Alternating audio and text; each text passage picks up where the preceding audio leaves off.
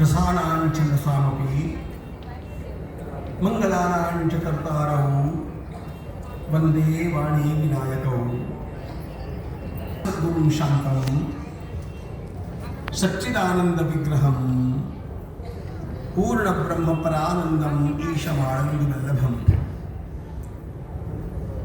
प्रपन्न पारिजाताय तोत्रवेत्रैकपाणये ज्ञानमुद्राय कृष्णाय गीतामृतदुहे नमः।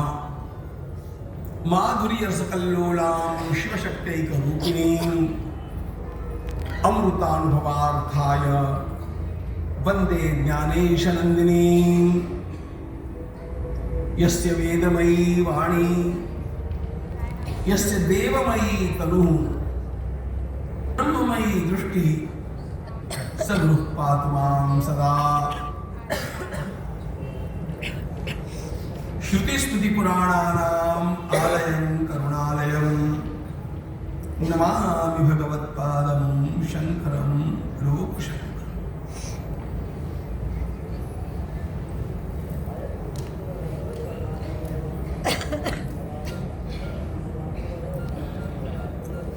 ओम नमो भगवते वासुदेवाय प्रतस्थे भाष्यकृद्रेवा तीरे माहिष्मतीं पुरीं जलहारी सपप्रच्छ मंडनौको जगद्गुरुः ता दिव्यपुरुषं दृष्ट्वा पुरुषं हृष्टमानसाः देशिकेन्द्रं जगुर्नार्यो जलाहारनिपान्विताः स्वतः प्रमाणं परतः प्रमाणमिति कीरवात् यत्र प्रवर्तते द्वारे तन्मण्डननिकेतनम्।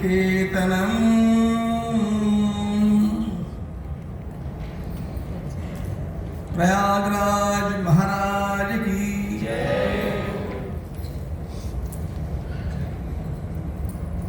भगवान प्रयागराज की पावन धरती पर भगवान आचार्य ने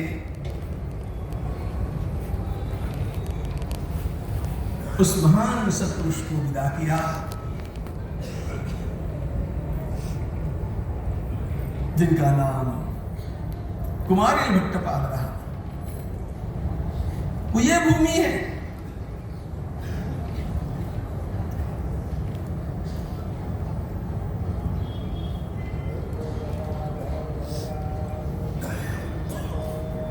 भगवान आचार्य से कुमारी भट्टपाद ने कहा था,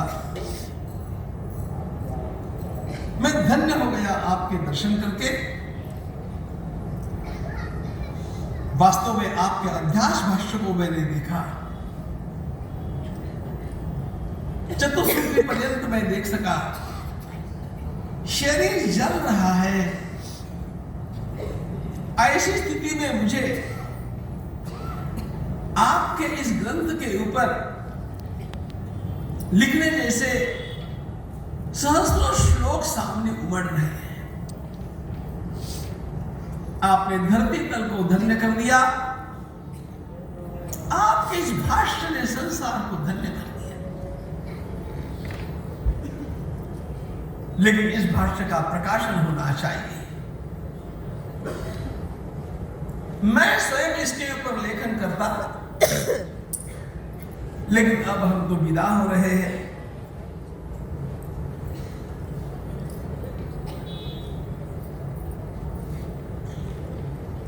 माहिष्मती नगरी के निवासी मेरे शिष्य, मेरे प्रधान शिष्य मंडन मिश्र के पास आप जाइएगा।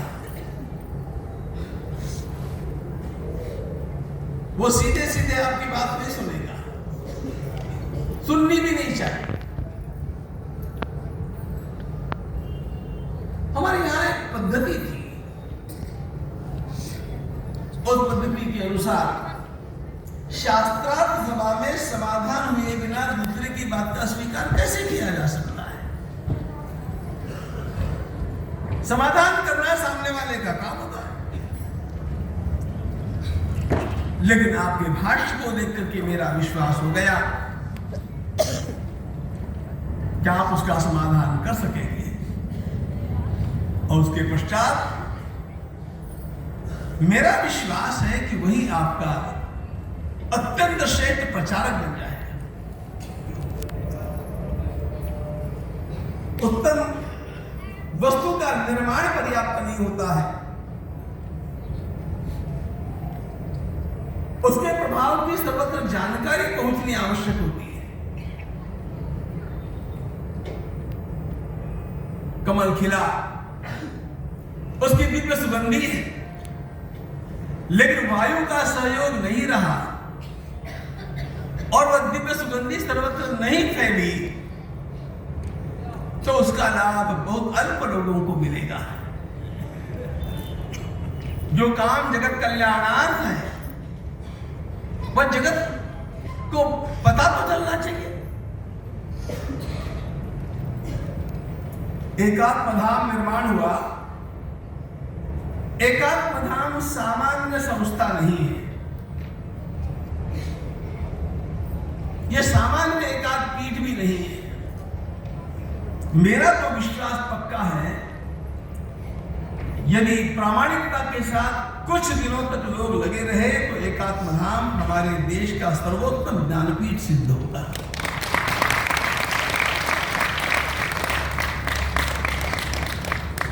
सर्वोत्तम ज्ञानपीठ,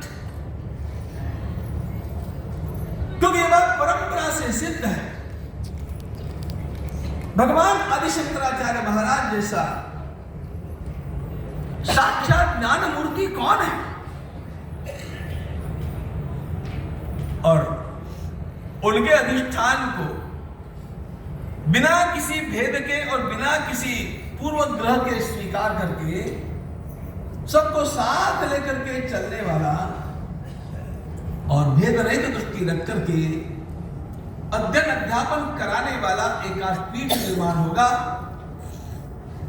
भगवान शंकराचार्य महान है, ऐसा आपको लोगों को नहीं बतलाना पड़ेगा। सारी की सारी जनजातियों के मध्य में से भी ध्वनि गूंजेगा, भगवान शंकराचार्य महाराज की जय।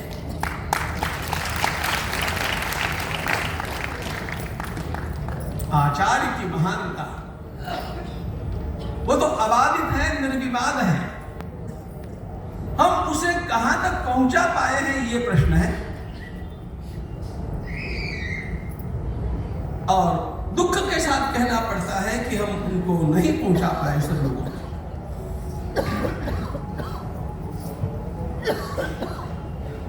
देश का सौभाग्य उस दिन होगा जब सब लोगों को लगेगा कि भगवान आचार्य हमारे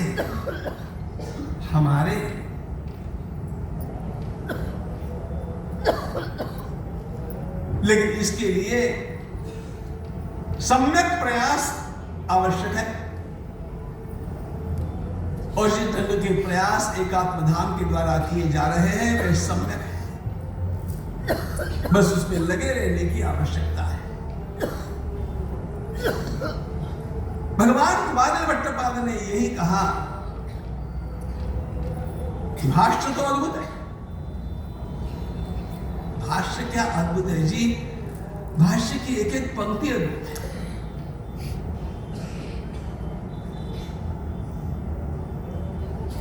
उस अध्यास भाष्य को ही कितनी बार पढ़ा जाए, कितनी बार पढ़ा जाए, ऐसा है।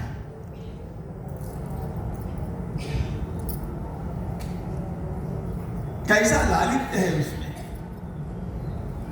तस्में तद्बुद्धिरिक्तवोचाम कोई अध्यास होना। अनेक बार मुझे तो ऐसा आभास हुआ कि यह गद्य काव्य है। अपनी अपनी दृष्टि है मित्रों, संसार के लोगों तक यह ज्ञान कब पहुंचेगा। भट्टपाद ने कहा बस आपको इधर उधर भटकने की आवश्यकता नहीं है।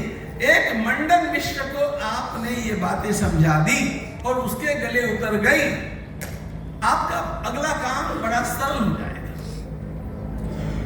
इसी को कहते हैं प्रधान मल्ल निवर्हण न्याय। ये शब्द प्रयोग भगवान आचार्य ने सांख्यों के लिए किया है। वो सांख्यों के लिए तो है ही उनकी दृष्टि में, लेकिन प्रचार के स्तर पर वह मीमांसकों के लिए भी है।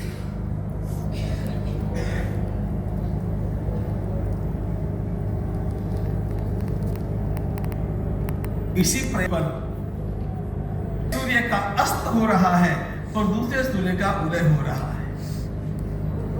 मुझे एकाएक गोस्वामी तुलसीदास जी महाराज का एक दोहा याद आता है। उदित उदयगिरि मंच पर रघुवर बाल पतंग,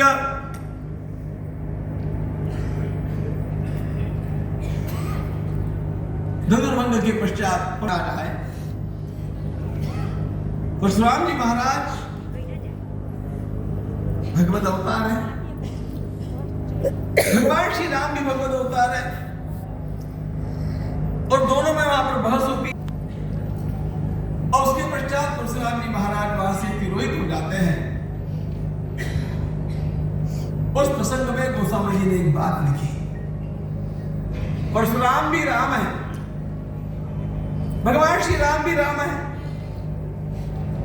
एक राम का अस्त हो रहा है और दूसरे राम का उदय हो रहा है। इस घटना के धनुर्भंग की घटना के पश्चात परशुराम जी महाराज कभी किसी को कभी दिखे नहीं। महेंद्र पर्वत के ऊपर वे तपस्या में लीन हो गए। अस्त हो रहा है परशुराम जी महाराज और भगवान श्री राम सौम्य सूर्य है। लोगों को प्रखरता बहुत लंबे समय तक नहीं चलती। ध्यान रखना,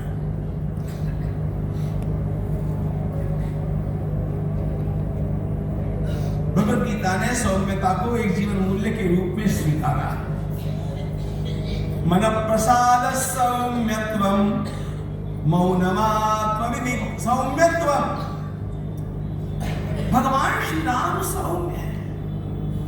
परशुराम जी महाराज जब देखे तब फरसा उठा लिए। उदयगिरि मंच पर रघुवर बाल पतंग, पतंग का अर्थ है सूर्य। परशुराम नामक सूर्य का अस्त हो रहा है और श्री राम नामक सूर्य का उदय हो रहा है।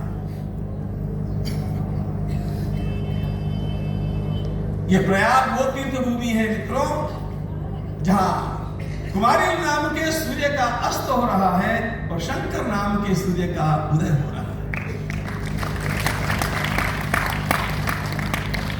दोनों यहां मिले। कुमारी भट्टपाद भगवान आचार्य की महानता स्वीकार कर लिए, उनसे तारक मंत्र ग्रहण करके अपनी जीवन यात्रा समाप्त किए। और यदि मुझे अवकाश मिलता तो आपके ग्रंथों पर मैं वार्तिक लिख करके इसका प्रचार करता। ऐसा वे कहे, इसमें सब कुछ आ गया।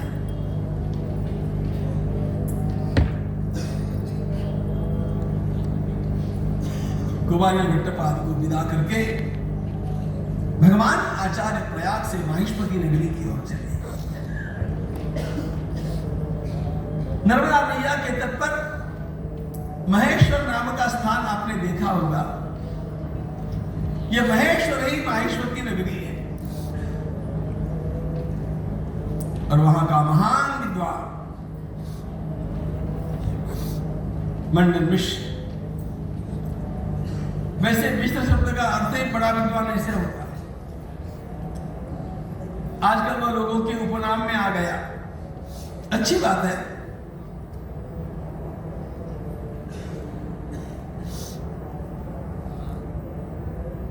माहिष्मती नगरी में जाकर के आचार्य पहुंचे हैं। बहुत सुंदर वर्णन चरित्रकारों ने किए हैं। जैसे अपने कुछ शिष्यों के साथ आचार्य जी प्रवेश कर रहे हैं, जलाशय से जल लेकर के कुछ माताएं बहनें जा रही है। तो सौम्य मूर्ति भगवान आचार्य ने पूछा, यहां पर पंडित मंडन मिश्र जी का घर किधर है?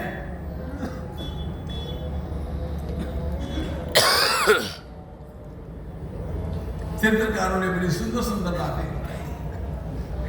अजय जाइए, जहां के द्वार पर आपको तोते सुग्गे भी ये चर्चा करते मिलेंगे कि वेद सत प्रमाण है कि परत प्रमाण है। सत प्रमाणम परत प्रमाणम कीरांगनायत गिरो वदंती। सत प्रामाण्य क्या होता है, परत प्रामाण्य क्या होता है, ऐसी चर्चा जहां के पिंजड़े में तोते भी करते हुए आपको मिलेंगे। आपको किसी को पूछने की आवश्यकता नहीं है, वही मंडन मिश्र जी का घर। इसका अर्थ क्या है? देखो, लक्षणा भी एक वृत्ति होती है जहां पर केवल ज्ञान का वातावरण होगा, चर्चा का वातावरण होगा, शब्दों के अर्थ विन्यास का वातावरण होगा, सर्वत्र ज्ञान का वातावरण जहां पर आपको मिलेगा, आप समझ लेना। छोटे बच्चे भी जहां पर ज्ञान की चर्चा करते होंगे, आप समझ लेना वो मंडन मिश्र का घर है। जहां से बालकों के मुख से आपको वेद ध्वनि सुनाई देगा, आप समझ लेना वो मंडन मिश्र का घर है। पंडित मंडन मिश्र सर्वाधिक प्रसिद्ध भी है और उतनी योग्यता वे धारण भी करते हैं। हमारी भट्टपाल स्वयं उनको अपना प्रधान शिष्य माने, इसमें उनका पर्याप्त वर्णन और महात्म्य अभिव्यक्त हो जाता है।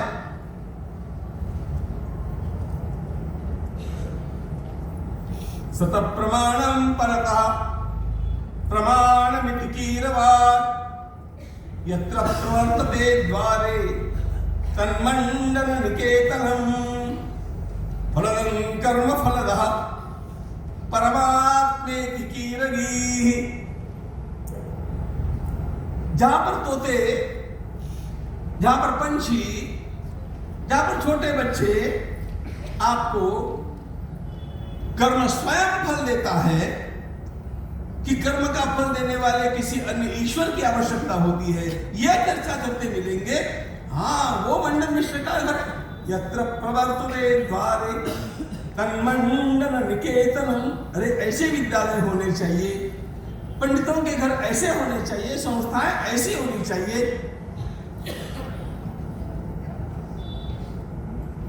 यहां पर आकर के पहुंचते हैं तो मंत्रों के स्वर गूंजते हुए दिखाई देते हैं। आचार्य जी के स्तोत्रों का पाठ, ज्ञान की चर्चा, यही तो हम लोगों को साध्य करना था।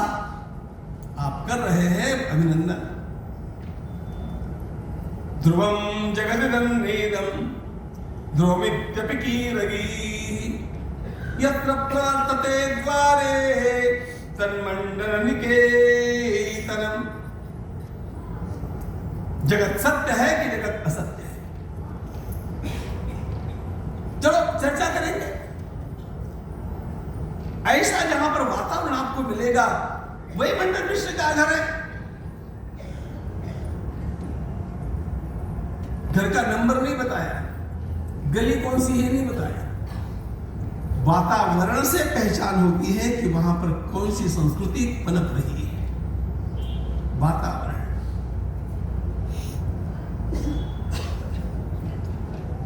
भगवान आचार्य मुस्कुरा दिए। जाकर के खोलो, दरवाजा बंद था क्योंकि मंडन मिश्र के पिताजी का श्राद्ध चला था और मंडन मिश्र स्वयं बड़े कर्मकांडी है। मीमांसा उनका मुख्य शास्त्र है और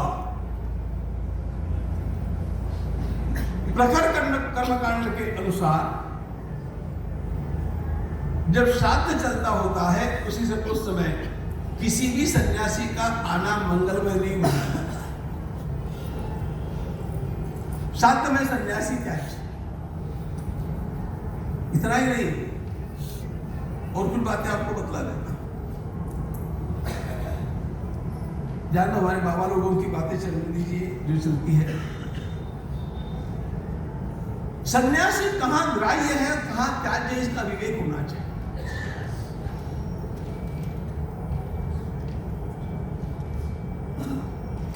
एक होमवर्क आपको लेकर के जाता हूं, घर चर्चा करना। मंगल और पवित्र, इसमें क्या अंतर है? दोनों का अर्थ समान है कि दोनों में कुछ अंतर है? अब देखते हैं कल थोड़ा अपना शास्त्र। मंगल क्या है और पवित्र क्या है?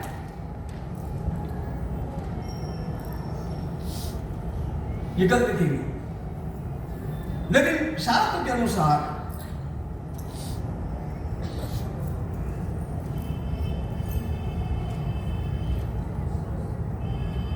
श्राद्ध के समय सन्यासी का आना उचित नहीं है। मैं आपके सामने और मीमांसा की दृष्टि से और प्रश्न रख देता हूं।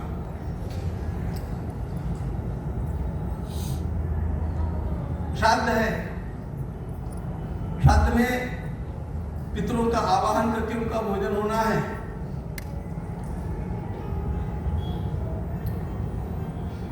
अपने घर में ठाकुर जी है, उनको भोग पहले करना चाहिए कि पितरों का पहले श्राद्ध होना चाहिए? ये सारे प्रश्न हैं। मूल बात,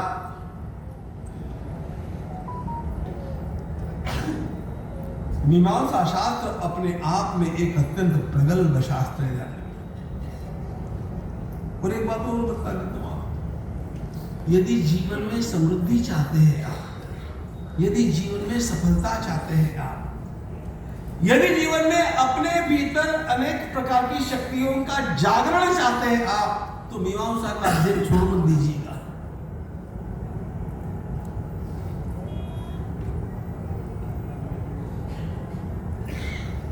मीमांसा भी एक प्रगल्भ विद्या है।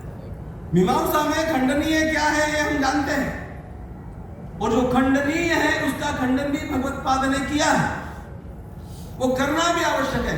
पूरी की पूरी मीमांसा का खंडन उन्होंने किया नहीं है।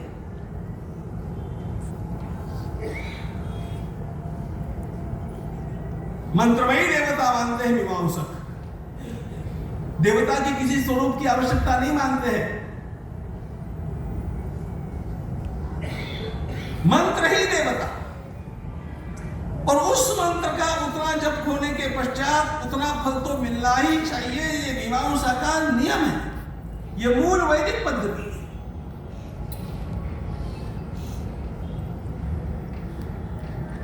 देखो, भगवान आचार्य की सबसे बड़ी विशेषता यह है, वे समूल किसी का खंडन नहीं करते हैं। उसमें ग्राह्यांश क्या है उसको स्वीकार लेते हैं, और त्याज्यांश क्या है उतना खंडन करते हैं। और ये कला है, this is called win-win policy, जान लीजिए। क्योंकि जिन लोगों ने जीवन भर किसी शास्त्र का चिंतन किया है, वे भी सब बुद्धू तो नहीं थे।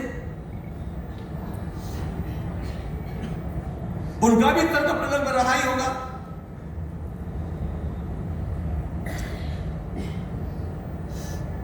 मीमांसा शास्त्र के अनुसार, यानी कर्मकांड के अनुसार, श्राद्ध के समय सन्यासी का आना।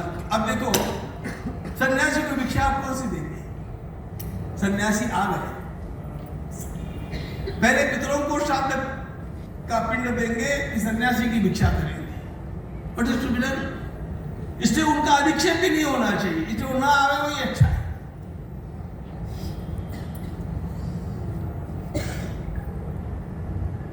इसलिए मंडन मिश्र महाराज, बड़ा घर था उनका, बाहर का दरवाजा बंद करके बैठे, श्राद्ध कर्म चला है।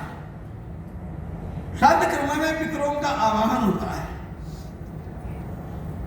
और पितरों का आवाहन जब मंडन मिश्र जैसे सिद्ध पुरुष करते हैं, व्यासं च जैमिनीं चैव समाहूय तपोबला श्राद्धे पादौ निर्यानम् अपश्यन् मंडनं गुरु। मंडन मिश्र ने अपने मंत्र बल पर, तपोबल पर, श्रद्धा के बल पर, सामान्य नहीं, साक्षात भगवान वेदव्यास जी का आवाहन किया और महर्षि जैमिनी का आवाहन किया। जैमिनी मीमांसा शास्त्र के प्रवर्तक है और ये दोनों ही महान हैं।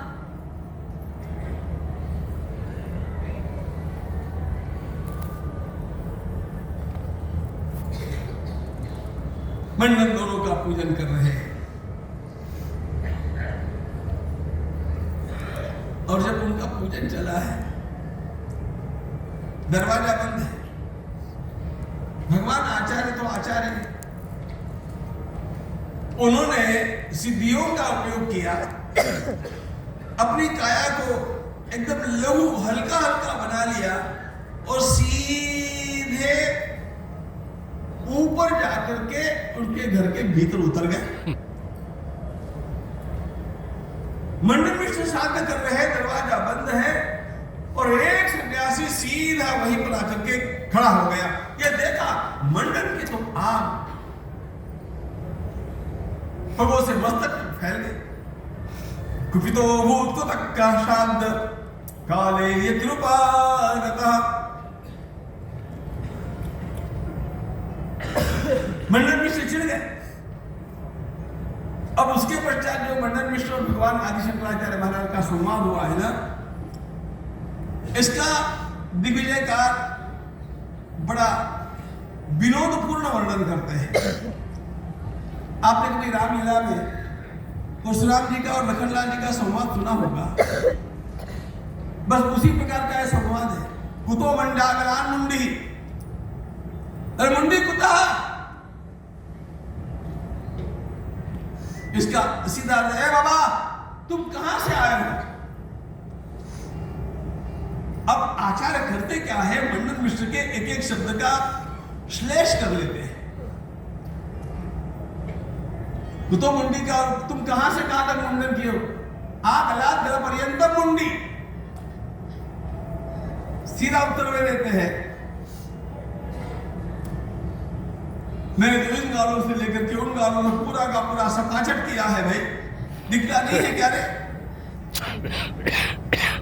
दूषयंतरं व्यास प्रोवाच मंडनम मा दूषयतिं तक्त सर्वैषणमनिन्दितम्।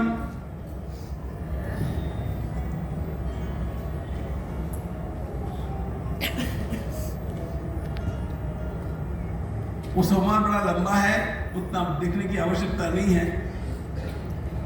मंडन मिश्र ने कहा, कहां तुम्हारी बुद्धि मारी गई यार, है?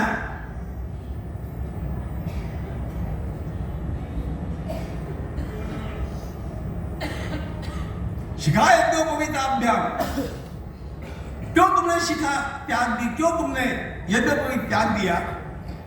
शिखा और यज्ञोपवीत ये दोनों भी कर्मकांड के प्रतीक हैं। जिसको जिसको कर्म करना है उसको शिखा होनी चाहिए, यज्ञोपवीत होना चाहिए। और संन्यास लेते समय शिखा का भी त्याग करना पड़ता है और यज्ञोपवीत का भी त्याग करना पड़ता है, क्योंकि कर्मकांड का ही त्याग है। कंथाम वह दुर्बुद्धे गर्दमे ना दुर्वहा। अरे इतनी बड़ी चद्दर कंधे पर डाल करके आए हो, एक गधे के ऊपर डाली जाए इतनी बड़ी तुम्हारी ये चद्दर, तुम्हारा ये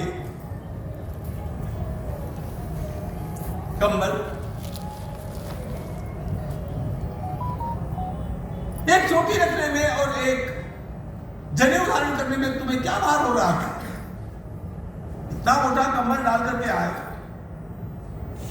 आचार्य ने उत्तर दिया, शिखा यज्ञोपवीताभ्याम श्रुतेर्भारो भविष्य। शिखा और यज्ञोपवीत का भार मुझे नहीं, लेकिन वेद को होता है। भगवान वेद में कहा है शिखा यज्ञोपवीत धारण करो, कर्म करो, कर्म करते करते एक दिन ऐसा आना चाहिए कि आपकी शिखा भी गल जाए, यज्ञोपवीत भी छूट जाए। चिदानंद रूपः शिवोहम शिवोहम। अब ऐसा लंबा संवाद है। मंडन मिश्र चिढ़ करके बोल रहे हैं, आचार्य चिढ़ते नहीं है, मुस्कुरा करके उत्तर देते हैं।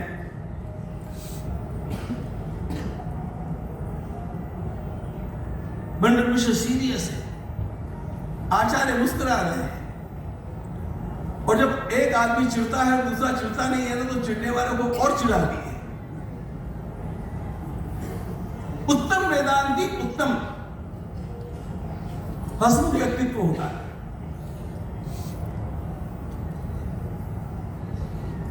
मैं आपको एक पारंपरिक नहीं, संसार का सबसे बड़ा जोक मैं आपको बतलाता हूं। विनोद बतलाने के लिए नहीं बतलाता हूं। उत्तम ज्ञान प्राप्त महात्मा और श्री भगवान कैसे होते हैं इसको जानो। महाभारत का युद्ध आरंभ हो रहा है और महाभारत के युद्ध में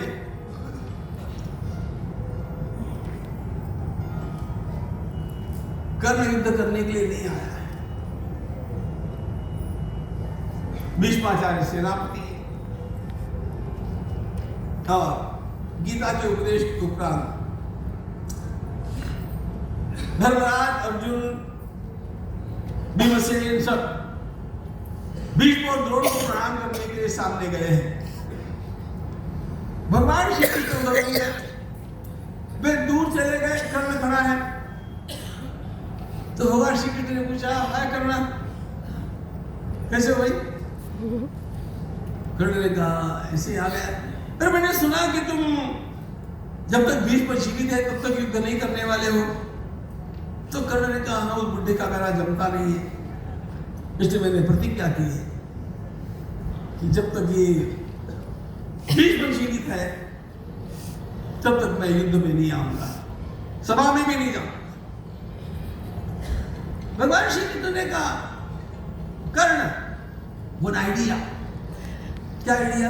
अरे ऐसा करो ना, जब तक भीष्म जीवित है तब तक तुम कौरवों के पक्ष से युद्ध नहीं करने वाले हो, तो तब तक आकर के हमारे पक्ष में से लड़ लो। Why waste time? समय का को बर्बाद करना। और जब भीष्म गिर जाएंगे तब उधर से जाकर के लड़ना। युद्ध के गंभीर वातावरण में भगवान श्री कृष्ण को ये विनोद समझता है।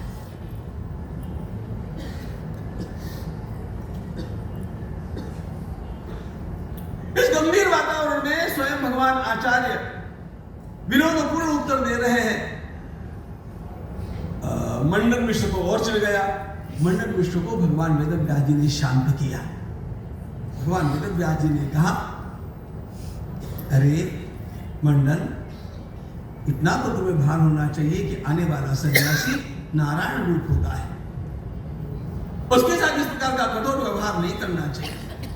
अभ्यागतो यतिर्नाम विष्णुरेव न संशयः निमंत्रय परम धर्मम अनुस्मृत्य यतीश्वरम। गृहस्थ का परम कर्तव्य है कि वह यति का पूजन करे, यति को भिक्षा दे, उनको निमंत्रण करो।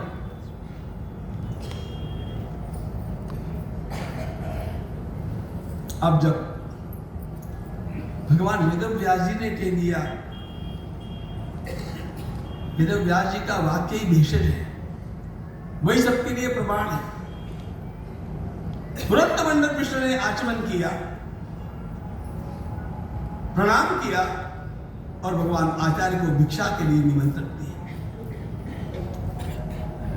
भगवान आचार्य उसका नियम नहीं तोड़ना चाहते।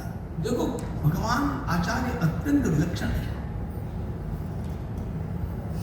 उसके श्राद्ध कर्म के चलते हुए यदि मैं यहां पर भोजन करूं तो उसके श्राद्ध का ही अपलाप हो जाएगा।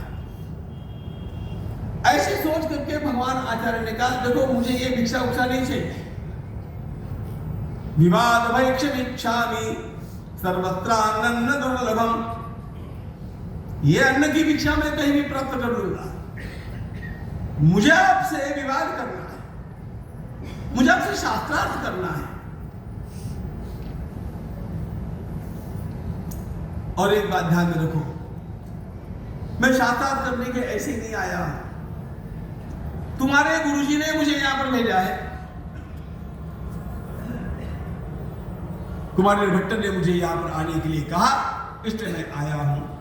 भट्टपाद का नाम लेते ही मंडन मिश्र ने प्रणाम किया, कहा यतिवर मैं आपका सम्मान करता हूं, मैं आपकी इच्छा पूरी करूंगा, मेरा कर्म पूरा होने दीजिए, उसके पश्चात हम बैठे। श्राद्धादि कर्म पूरा हुआ, घटी हुई घटना को भगवान आचार्य ने बतला दिया और कहा कि आपके गुरुजी ने कुमार भट्टपाद ने मुझे ये कह करके भेजा है कि आपका पक्ष यदि मंडन मिश्र के गले उतर जाए तो सबसे बड़ा काम हो जाएगा। इसलिए वेदांत के वैदिक सिद्धांत के बारे में हम लोगों का शास्त्रार्थ होगा।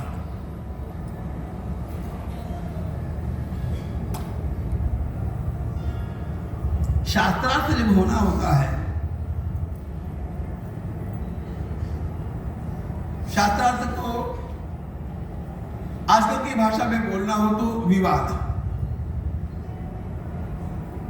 ये विवाद जब होना है, विवाद से शास्त्रार्थ शब्द अत्यंत योग्य है।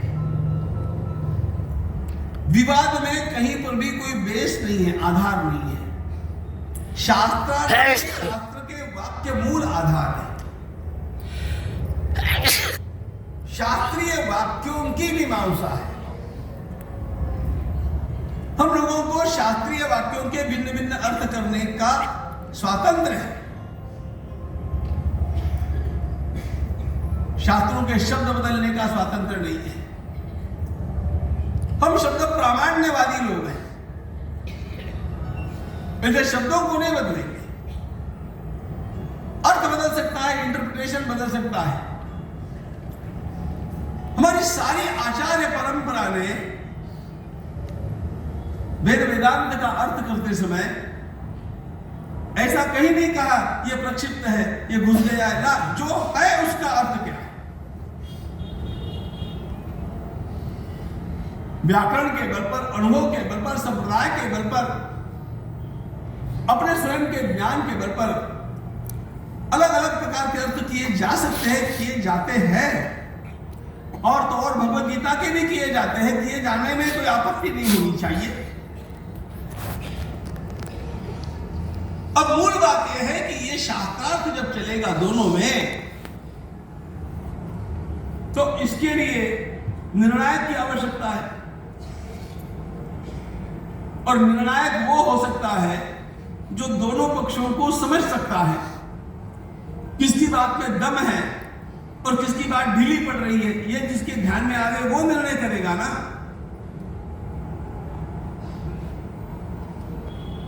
इसका सीधा अर्थ यह है कि शास्त्रार्थ का निर्णय देने वाला निर्णायक दोनों भी शास्त्रार्थियों से अधिक विद्वान होना चाहिए,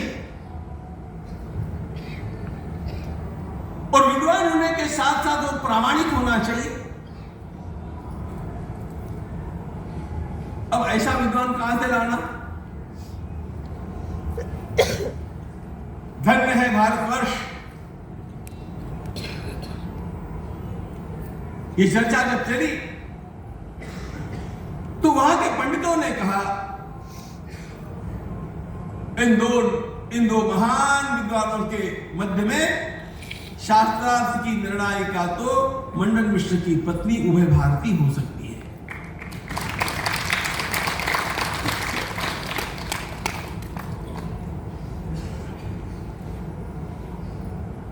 भगवान आचार्य इस बात को स्वीकार करते हैं। उभय भारती जी का वैदुष्य कैसा रहा होगा, आप जरा कल्पना कीजिए। मंडन मिश्र की बात समझ लीजिए, भगवान आचार्य की बात समझ लीजिए, और फिर इनको अच्छा, ऐसा नहीं है कि केवल ये अपवादात्मक उदाहरण है। आपने बृहदारण्य देखा होगा, भारतीय वेदांत की आधार भूमि बृहदारण्य है। उसमें याज्ञवल्क्य महाराज के द्वारा जो संवाद किए गए वे अत्यंत महत्वपूर्ण है। जनक जी की सभा में याज्ञवल्क्य बोल रहे हैं और अनेक जिज्ञासु और विवाद पटु उनके सामने आकर के प्रश्न पूछ रहे हैं। सभी का समाधान याज्ञवल्क्य ने कर दिया। याज्ञवल्क्य ने सीधे सीधे उन गौओं को ले जाना चाहा, तो जनक जी ने पूछा, ब्रह्मज्ञानी है आप? याज्ञवल्क्य ने कहा, ब्रह्मज्ञानियों को हम प्रणाम करते हैं, गो कामास्मः, हमें गौवे चाहिए। मैं ब्रह्मज्ञानी हूं ऐसा कहना ही, मैं ब्रह्मज्ञानी नहीं हूं इसका परिचय हो जाता है। यस्या मतम तस्य मतम मतयस्य न वेदसः अविज्ञातम विजानताम विज्ञातम विजानताम। यस्य अमतम तस्य मतम मतयस्य न वेदसः। इसलिए अपने मुख से ब्रह्मज्ञानी मैं हूं ऐसा वे कह नहीं सकते, और कह नहीं सकते हैं तो फिर ये 10,000 गौवे जिनमें स्वर्ण के सींग लगे हुए हैं, चांदी के खुर लगे हैं, मोतियों की मालाएं हैं। भगवान आचार्य ने कहा, गो कामास्मः, हमें गौवे ले जानी है। मैं ब्रह्मज्ञानी हूं कि नहीं हूं आप प्रमाणित करो। आप लोगों की भाषा में बोलना हो तो याज्ञवल्क्य महाराज ने गेंद सामने वालों के पाले में डाल दिया, और सामने वालों की जिम्मेदारी हो गई कि वे प्रमाणित करें कि याज्ञवल्क्य ब्रह्मज्ञानी नहीं, ब्रह्मवेत्ता नहीं है। और फिर जो संवाद हुआ, ये संवाद अत्यंत महत्वपूर्ण संवाद है, और उस संवाद के कारण Yajnavalkya is called the father of Indian philosophy. भगवान आचार्य बहुत बाद में आते हैं, याज्ञवल्क्य बहुत ऊंचे हैं, ही इज द फादर। मुझे बतलाना क्या है वो बात दूसरी है। याज्ञवल्क्य ने सबके प्रश्नों के उत्तर दिए, और एक वृद्ध महिला वहां पर आई, ब्रह्मवादिनी भगवती गार्गी वाचक नगी। उसने कहा, याज्ञवल्क्य, मैं आपसे कुछ प्रश्न पूछना चाहती हूं। जी पूछो। गार्गी ने प्रश्न पूछे, याज्ञवल्क्य उत्तर दे रहे हैं। आपकी भाषा में बोलूं, ये याज्ञवल्क्य का फाइनल टेस्ट है, फाइनल एग्जामिनेशन। और वो कौन कर रही है? हमारे देश की एक अत्यंत श्रेष्ठ ब्रह्मवादिनी विदुषी गार्गी कर रही है। चलो, प्रश्नों के उत्तर याज्ञवल्क्य ने दे दिए। फिर गार्गी ने 2 प्रश्न पूछे। याज्ञवल्क्य ने कहा, माता जी, इन प्रश्नों के उत्तर सबके सामने नहीं देने चाहिए, यह मर्यादा है। आप भीतर चलो तो मैं आपको बतला सकता हूं। उसने कहा, ठीक बात, चलो। एकांत में जाकर के गार्गी ने प्रश्न पूछे, याज्ञवल्क्य महाराज ने उत्तर दिए। गार्गी बाहर आई और सबके सामने गार्गी कहती है, सबसे बड़ी ब्रह्मवेत्ता याज्ञवल्क्य है।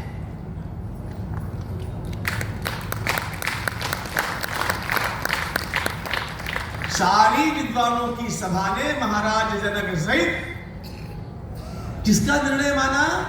गार्गी का निर्णय।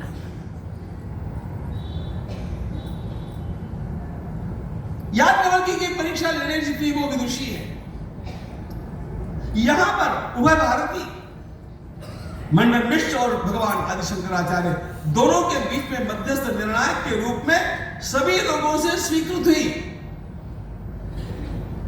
भगवान आचार्य ने भी कहा बिल्कुल ठीक है,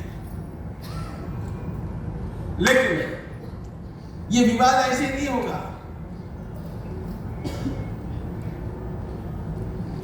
कई तो भी इकट्ठे हुए, चर्चा की और अपने अपने घर पर गए। या आजकल जो टीवी के ऊपर चर्चा चलती है, गले फाड़ फाड़ करके केवल चिल्लाते हैं, वैसी चर्चा नहीं है। यह चर्चा जीवन की निष्ठा है।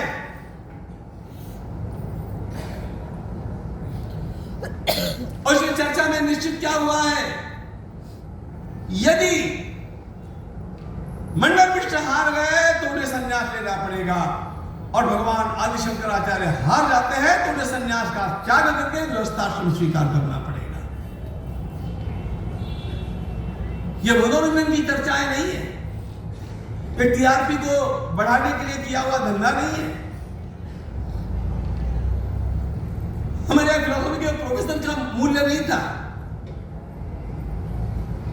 तत्ववेत्ता यह एक अत्यंत ऊंची बात है।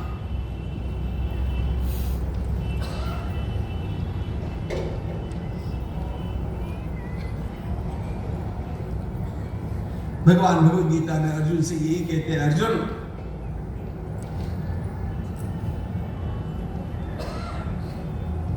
तुम्हें उन तत्वदर्शी महर्षियों के पास जाकर के, तत्वदर्शी पुरुषों के पास जाकर के ज्ञान प्राप्त करना चाहिए।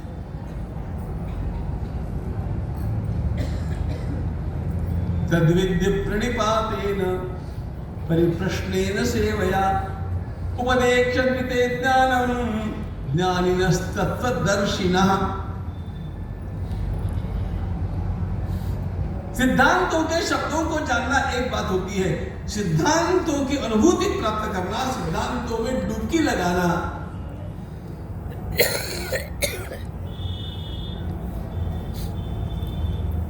प्रयाग के संगम में डुबकी अवश्य लगाइएगा। ये मूल तो है तो अच्छी बात है, लेकिन आचार्य जी के वांग्मय में रोज एक डुबकी लगाइएगा।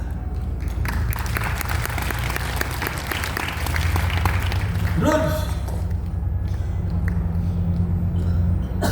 देखो जीवन चमक जाएगा। महाभारत के आरंभ में एक बात कही गई, न तो निर्भारतो भवेत्। मैंने महाभारत का एक भी श्लोक पढ़ा नहीं, ऐसा जीवन में एक भी दिन नहीं जाना चाहिए।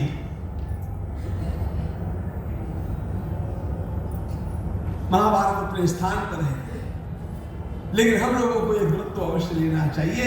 भगवान आचार्य की दो पंक्तियां भी मैंने नहीं पढ़ी, ऐसा एक भी दिन जीवन में जाना नहीं चाहिए। यह व्रत आप लेकर के जाइएगा, आपका जीवन अपने आप चमक उठेगा, अपने आप। इस सामने से बड़ा आपने कुछ नहीं।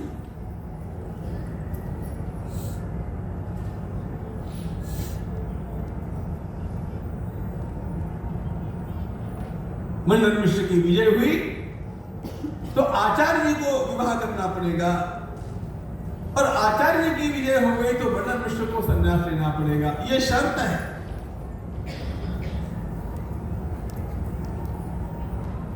अब इस शास्त्रार्थ का आरंभ हो रहा है। स्वीकृत्य समयं सर्वं मंडनं पंडिताग्रणी स्वस्तनात् भविता नित्यं शास्त्र चर्चेति संजगौ।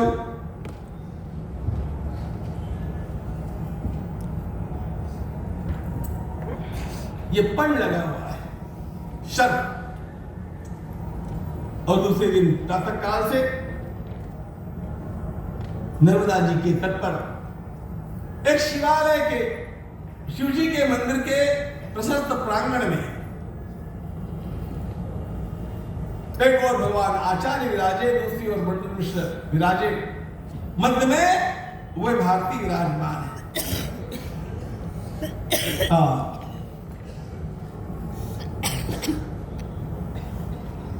वह भारती ने एक काम किया। सुंदर पुष्पों की एक एक माला दोनों के गले में डाल दी और ये कहा कि देखो, विजय की घोषणा तो बाद में की जाएगी, लेकिन जिसके गले की माला सूखने लगेगी उसको समझना चाहिए कि अब मैं हार रहा। ये निशानी है।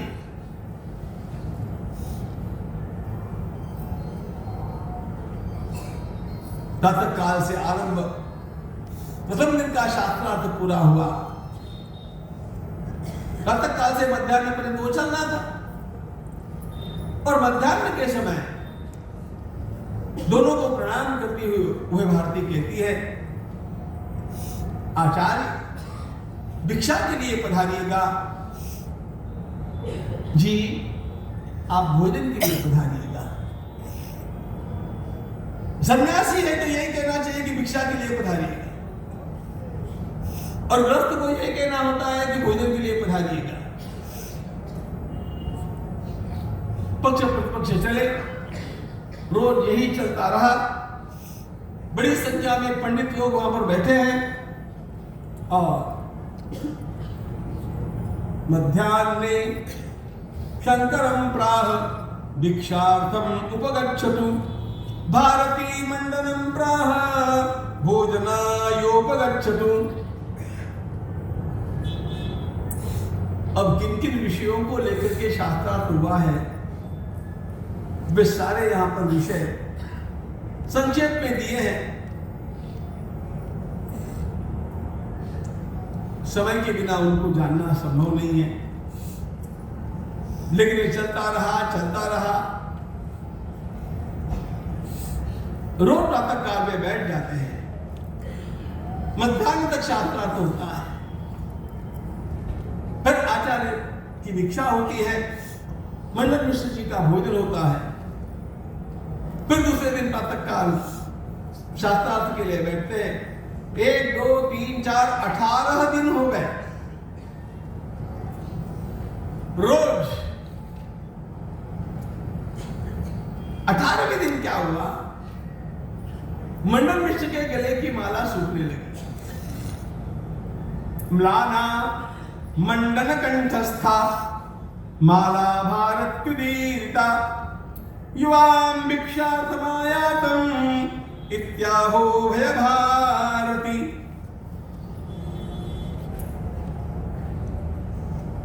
अब यह स्पष्ट हो गया कि मंडन मिश्र हारने वाले हैं। अब पतिव्रता पत्नी अपने पति से ये कैसे कहे कि आप हार चुके हैं?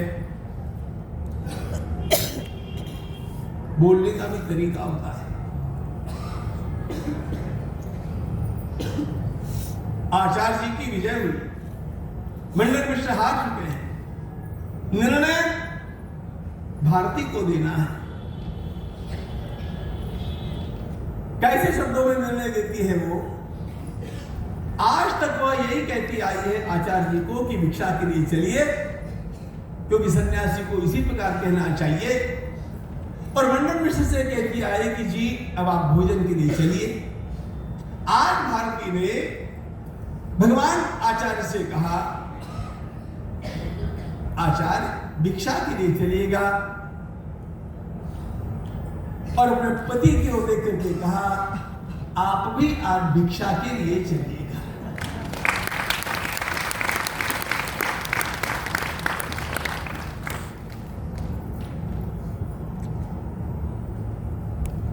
न बोलते हुए उसने बतला दिया क्या हो गया है।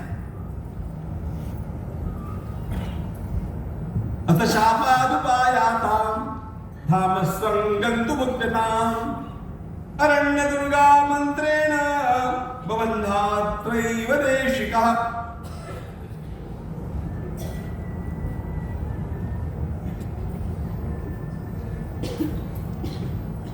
मंडन मिश्र ने भी अकांड तांडव नहीं किया। लोग प्रामाणिक अपने पराभव को स्वीकार कर लिया। मैं उपयुक्त युक्तियां जुटा नहीं पाया। आचार्य जी का खंडन करना मेरे लिए असंभव हो गया। उन्होंने उनकी श्रेष्ठता को स्वीकार कर लिया।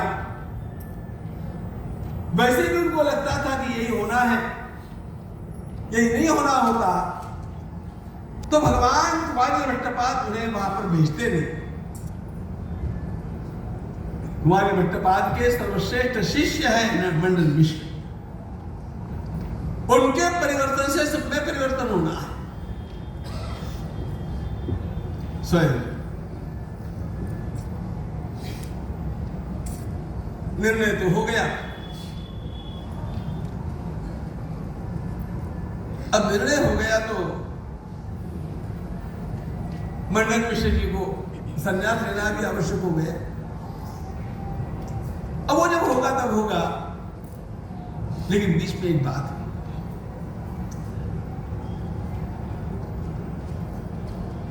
मंडन मिश्र ने एकांत में भगवान आचार्य से पूछा, कथं कर्म जगौ शर्म कारणं जैमिनि प्रभो सर्वज्ञस्य कथं चेशं फलदं नान्वमन्यत।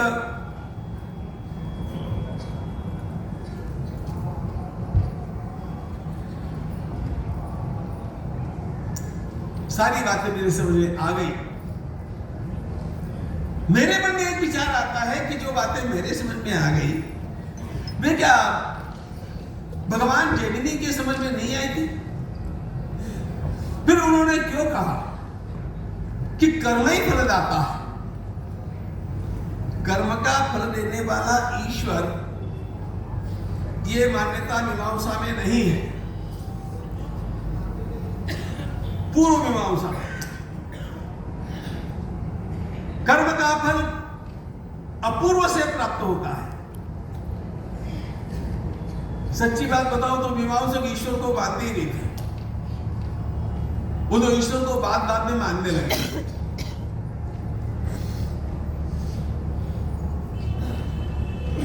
वैशेषिक ईश्वर को, हमारे षट दर्शनों में 3 दर्शन ऐसे हैं तो ईश्वर को नहीं मानते हैं। पूर्व मीमांसा ईश्वर को नहीं मानती, सांख्य ईश्वर को नहीं मानते हैं, वैशेषिक दर्शन ईश्वर को नहीं मानता है। फिर भी हम इन दर्शनों के प्रवर्तकों को ऋषि मानते हैं, क्योंकि ईश्वर को न मानने पर भी ये वेदों को प्रमाण मानते हैं। एक बात ठीक ढंग से अपने दिमाग में रखना, भारत में नास्तिकता का अर्थ कोई ईश्वर को मानता है कि नहीं मानता है इससे नहीं होता है, वेदों को मानता है कि नहीं मानता है इससे होता है। मीमांसक, वैशेषिक, सांख्य, ये सब ईश्वर की आवश्यकता ही नहीं मानते, फिर भी हम उनको ऋषि मानते क्योंकि वे वेदों को प्रमाण मानते हैं। ये वेदों की महत्ता है।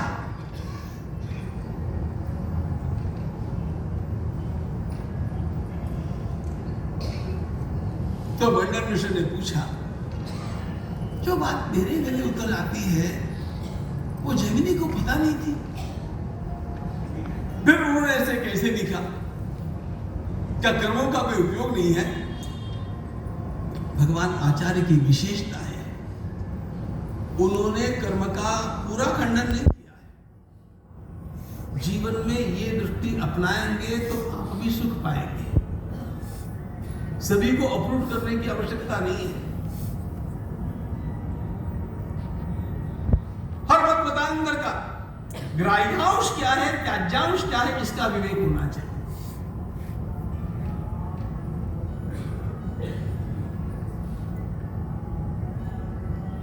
भगवान आचार्य समझाते हैं, शृणु प्राकृत कर्मभ्यो निवृत्त्यै कर्म वेदवान् विदत्ते स्वर्गं साक्षात् पारंपर्याच्च मोक्षदम् कर्मणा निर्मले चित्ते विवेकाविरुदीयते श्रवणादेस्ततो ज्ञानं ज्ञानान् मुक्ति प्रजायते सदुपासनया चित्ते स्थिरे ब्रह्मस्फुटं स्मरे उपासना कांडमपि मोक्ष हेतुं ततो विदु। आचार्य को समझना है ना, इन बातों को समझना बहुत आवश्यक है। भगवान आचार्य कर्मकांड के विरुद्ध नहीं है। कर्म के बिना मनुष्य के चित्त की शुद्धि होती नहीं है। वैसे आचार्य जी का उपदेश क्या है? मैं ये किस लिए बोल रहा हूं? सिगारेट फूकते फूकते कॉलेज में शांकर भाष्य पढ़ाने से सदगति होने वाली नहीं है। बेखबर शब्द नहीं है। उसके साथ उस प्रकार के आचार की आवश्यकता है। वेदो, भगवान आचार्य ने जो साधन पंचक लिखा है, और कुछ मत पढ़ो, साधन पंचक लो। वेदो नित्यमदीयतां तदुदितं कर्मस्वनुष्ठीयतां तेनेशस्य विधीयतां प्रचितिः काम्ये मतिस्त्यज्यताम् पापौरपरिदूयतां भवसुखे दोषोऽनुसन्धीयताम्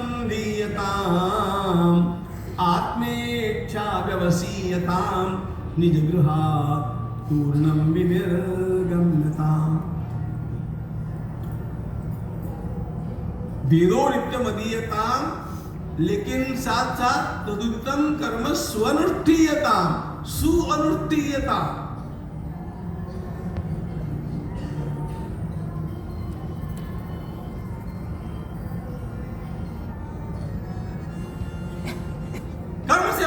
प्राप्ति नहीं है, कर्म से ब्रह्म ज्ञान प्राप्ति नहीं है। लेकिन दूसरा एक प्राप्ति भी ध्यान रखना, कर्म के बिना ब्रह्म ज्ञान और परमात्मा की प्राप्ति बिल्कुल नहीं है।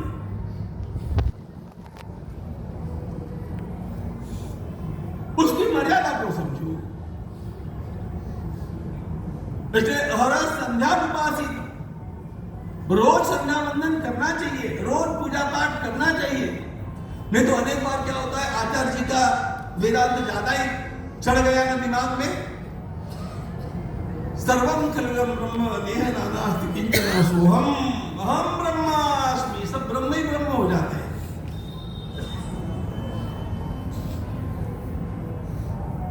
ये ज्ञान सांकर्य है, ऐसा नहीं करना। आचार अपना कर्मशील होना चाहिए, उसके बिना जीवन शुद्धि होती नहीं।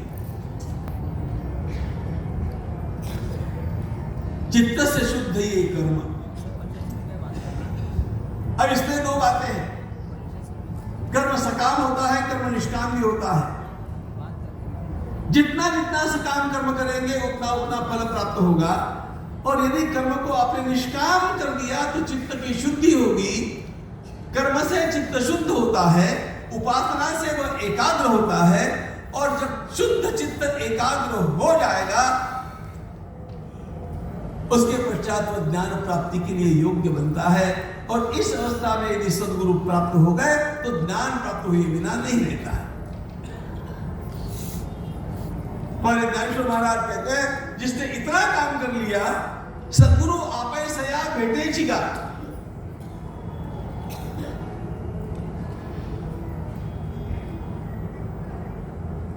कर्म से चित्त शुद्ध हो गया, क्योंकि कर्म तो किया लेकिन मांगा कुछ नहीं।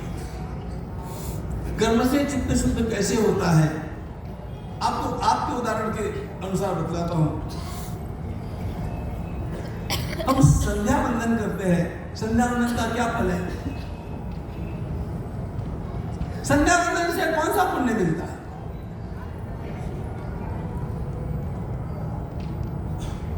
किसी भी शास्त्र में संध्या वंदन से पुण्य मिलता है ऐसा नहीं लिखा है।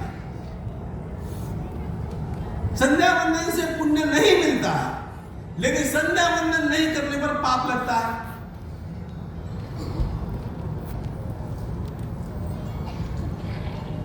इसलिए जो रोज संध्या वंदन करता है, संध्या वंदन मैंने कर्म के उपलक्षण के रूप में बतलाया है। हर कर्म की बात है। निष्काम होकर के रोज रोज रोज रोज जो कर्म करते रहता है उसका चित्त विशुद्ध होता है और परमात्मा में आराधना के उपासना के माध्यम से चित्त को एकाग्र कर लिया, सद्गुरु की प्राप्ति होकर के ज्ञान के लिए वो योग्य हो जाता है। यह सीधा सीधा मार्ग है। भगवान आचार्य ने मंडन मिश्र को समझाया, देखो मंडन, कर्मणा निर्मले चित्ते,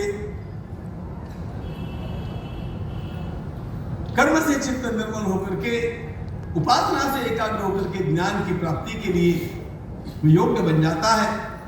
इसलिए ये साधन सीधे यानी डायरेक्ट उपयोगी न होने पर भी इनडायरेक्टली इन साधनों का उपयोग निश्चित रूप से है। और इसीलिए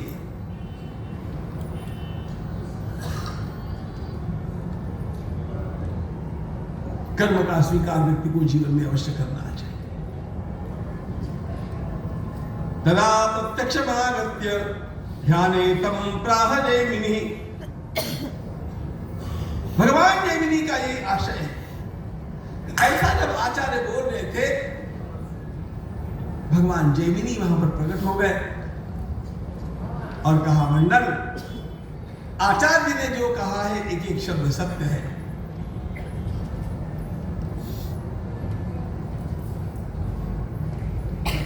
आप इनका अनुसरण करो। इतना बोल करके जैमिनी महर्षि अंतर्धान हो गए।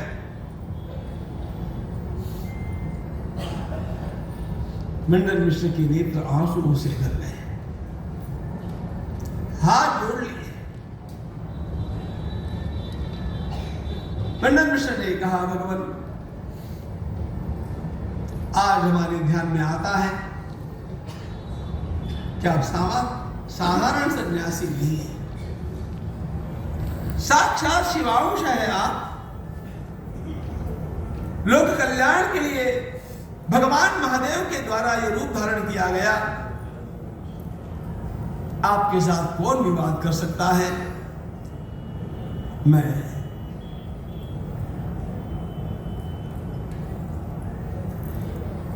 विहाय शरणयामि गुरुश्चरण पंकजम,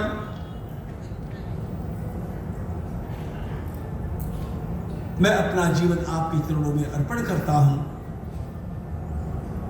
आपका सिद्धांत मेरे जीवन का सर्वोच्च सिद्धांत होगा। मैं धन्य हो गया आपका दर्शन करके। हमारे गुरुदेव कुमारी भट्टपाद को मैं याद करता हूं और उनका सबसे बड़ा अनुग्रह मेरे लिए ये हो गया कि उन्होंने आपको मेरे पास भेजा।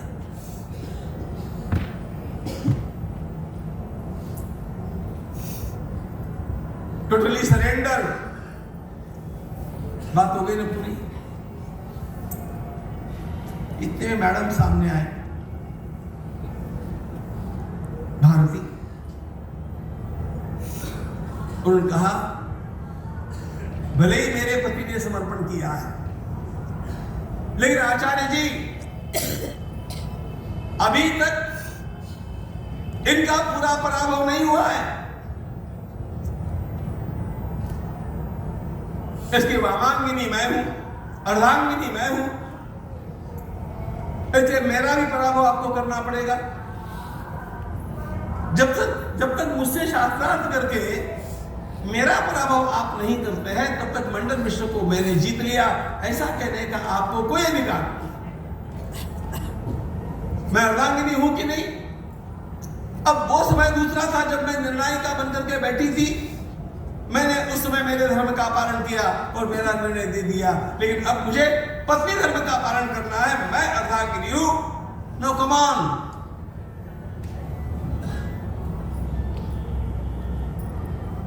Late us have a dialogue.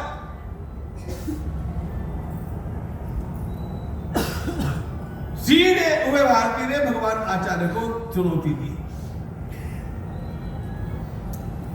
और सुनो, आप ये कहते थे छुट्टी भी नहीं कर सकते हैं कि मेरे कथाएं जातु कथयन। मैं महिलाओं के साथ शास्त्रार्थ नहीं करता, ऐसे कह करके आप भागिएगा मत।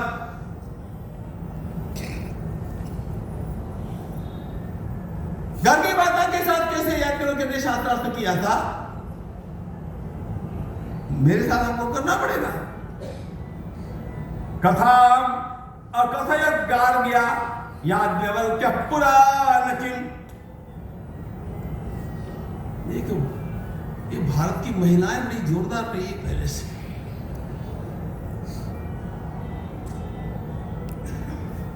भगवान आचार्य ने कहा ठीक है, मैंने स्वीकार किया।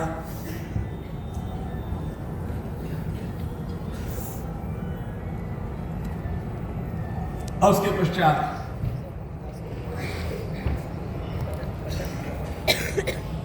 इन दोनों का शास्त्रार्थ आरंभ हुआ। मंडन मिश्र के साथ भगवान आचार्य का शास्त्रार्थ 18 दिन हुआ था। उभय भारती के साथ भगवान आचार्य का शास्त्रार्थ 17 दिन चला। रोज कैसी बुद्धि रही होगी सोचो।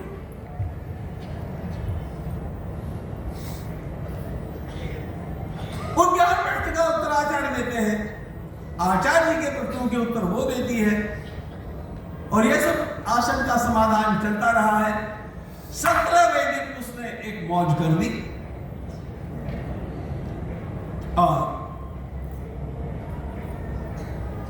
कामशास्त्र के प्रश्न पूछे। अब ये जो प्रश्न है ना, मनुष्य के देह में काम किस तिथि को कहां पर होता है, ये सब मूल में पढ़ने जैसा है, बहुत अच्छा है, वेरी इंटरेस्टिंग। आप पढ़िएगा मत, मैं पढ़िएगा मत कहूंगा ना तो आप जरूर पढ़ेंगे, ऐसा मुझे पता है। काम की कलाओं का विलास कैसे होता है, किस अंग में कहां पर काम का स्फुरण किस तिथि में किस समय कैसे होता है, ये प्रश्न भारती ने एक सन्यासी को पूछे। अब सन्यासी के लिए बड़ी कठिनाई यह है कि प्रश्न के उत्तर देना भी कठिन। आपको कैसे पता? अच्छा, भगवान आचार्य बाल ब्रह्मचारी है,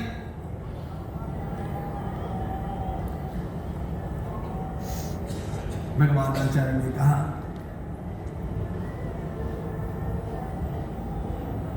प्रश्न का उत्तर देने के लिए मुझे आप 1 महीना दे सकती हैं?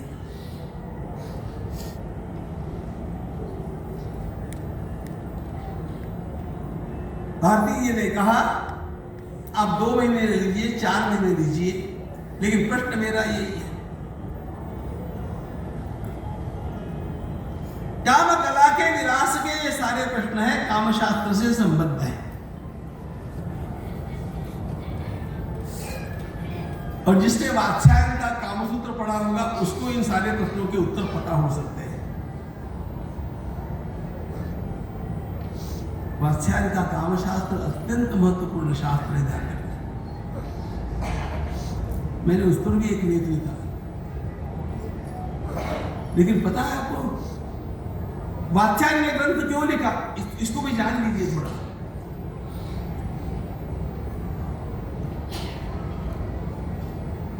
उस ग्रंथ की प्रतिज्ञा में वात्स्यायन, महर्षि वात्स्यायन लिखते हैं कि जो मैंने इस ग्रंथ को ठीक से पढ़ेगा और इसका ठीक से ज्ञानी हो जाएगा, उसी के जीवन में अखंड ब्रह्मचर्य सिद्ध हो सकता है। अस्त ग्रंथ से यो वेत्ता ब्रह्मचारी भवे ध्रुवम। कामसूत्र का लेखक कामसूत्र विलासिता के लिए नहीं लिखता है, ब्रह्मचर्य को समझने के लिए इन बातों को ठीक से जानने की आवश्यकता है, ये सोच करके लिखता है। हमारे सारे शास्त्र भगवत प्राप्ति के लिए, शिल्प कला भी, नृत्य कला भी, गायन कला भी, जो भी कला है वो कला ईश्वर प्राप्ति के लिए है। हर शास्त्र ईश्वर प्राप्ति के लिए है। तो ये भी है। भगवान आचार्य ने कहा मुझे 1 महीना चाहिए। भारती ने कहा 2 महीने लो, 4 महीने लो, मेरे प्रश्न ये है। ठीक है, आचार्य वहां से चले। अब क्या करना? आचार्य ने विचार किया, एक काम किया जा सकता है।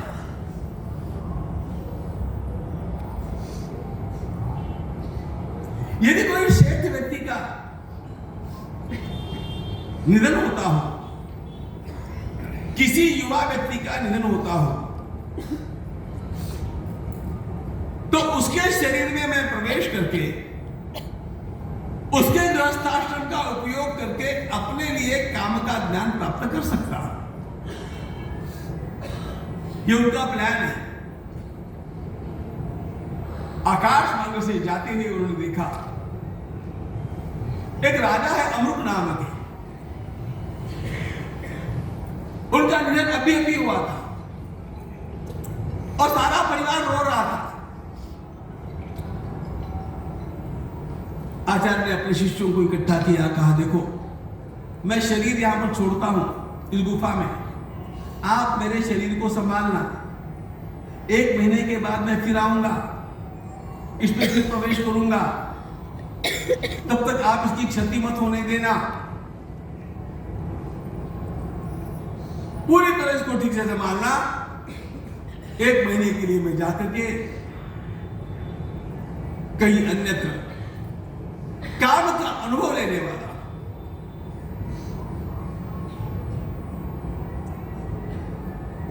जब गुरुजी ने ऐसा कहा तो पद्मपादाचार्य ने कहा महाराज आपको क्या सूझ गया?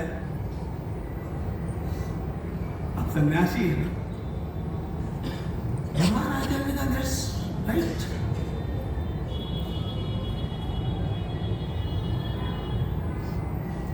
संन्यास धर्म शरीर के साथ है। इस शरीर से मैं कुछ गलत काम करूंगा तो संन्यास धर्म का अपराध होगा।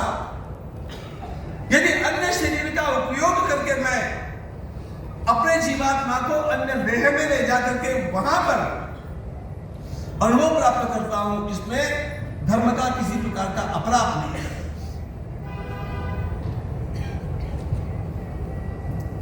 वैसे हर सन्यासी पूर्व जन्म में कहीं न कहीं तो गृहस्थ रहा है। शिष्यों को समझाया।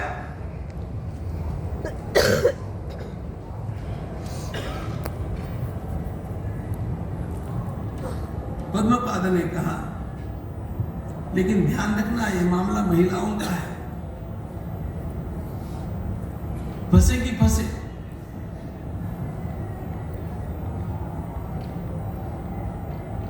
उदाहरण क्या दिया? पुरा मत्स्येन्द्रनाथो ही परासो सिंहलेशु प्रविश्य कायम योगीन्द्रः तत्पत्तनमुपेयवान्। भगवान मत्स्येन्द्रनाथ महाराज, नाथ संप्रदाय जो चला है वो भगवान दत्तात्रेय के पश्चात मत्स्येन्द्रनाथ, फिर गोरक्षनाथ, ऐसे चला है। तो भगवान मत्स्येन्द्रनाथ महाराज ने भी सिंहल देश के राजा के शरीर में प्रवेश किया था, पर वहां पर कुछ दिनों के लिए वो किसी कार्य हेतु पहुंचे थे। लेकिन वहां का मंत्री बड़ा चालाक था, उसने विचार किया कि ये हमारे राजा का जीवात्मा नहीं है। राजा के प्राणों के जाने के साथ किसी अन्य प्रखर योगी ने इसमें प्रवेश किया है और इसका लाभ पूरे देश को हो रहा है। इसलिए वातावरण ऐसा निर्माण करना चाहिए कि ये महाराज यहां से कहीं जाए ही नहीं। और लोगों ने ऐसा सुंदर वातावरण निर्माण किया कि भगवान मत्स्येन्द्रनाथ महाराज सिंहल देश में रम गए।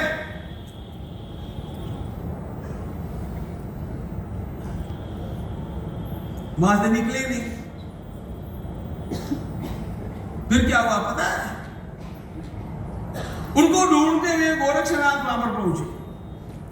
अच्छा, राजा को कोई मिलने देता नहीं, तो नाटक कंपनी बना करके गए। गायन मंडल, और गायन मंडल में जाकर के गोरक्षनाथ महाराज तबला बजा रहे, चलो मच्छिंद्र गोरख आया। मच्छिंद्रनाथ महाराज देख रहे हैं, तबले की ध्वनि में से जब आया, चलो मच्छिंद्र गोरख आया, कहाँ फंसे हो, चलो। मच्छिंद्रनाथ को तब ध्यान में आया कि अरे मैं तो कुछ दिनों के लिए आया था, मैं भूल गया। ये सारी कहानी शिष्यों ने भगवान आचार्य को सुनाई। उनका देखो भाई क्या करना है।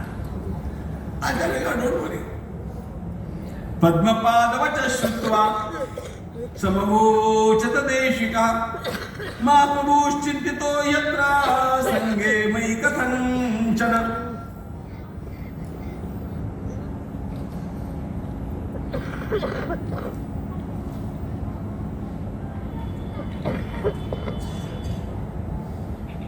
भगवान आचार्य ने एक बात और बताई, आपको कथा का एक अंश पता है, कथा का दूसरा अंश मैं आपको बतलाता हूं। आचार्य जी कहते हैं योग की सिद्धियां दिखाने के लिए और अपने शिष्यों को संदेह रहित करने के लिए मत्स्येंद्रनाथ महाराज ने दो रूप धारण किए हैं। एक रूप से वे तपस्या भी कर रहे हैं और दूसरे रूप से वे परकाया प्रवेश करके वहां का कामकाज भी कर रहे हैं। ये योग वैभव है। भगवान आचार्य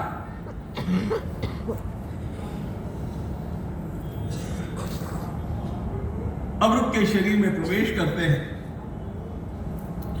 और प्रवेश करने के पश्चात अरे सारा राजमहल इकट्ठा था, रो रहे थे, अंत्यविधि की तैयारी चल रही थी। हाँ नाथ सब चला था। इतने में पुनः श्वास आरंभ हुआ, आंखें खुलने लगी तो रानियों को बड़ा आनंद हो गया, महाराज वापस आए, महाराज वापस आए। सब लोगों ने आनंद मनाया। अमृत राजा जीवंत हो गए, पुनः जीवित हो गए। अमृत राजा नहीं थे उस बॉडी में, शरीर तो अमृत का है, जीवात्मा भगवान आचार्य का है।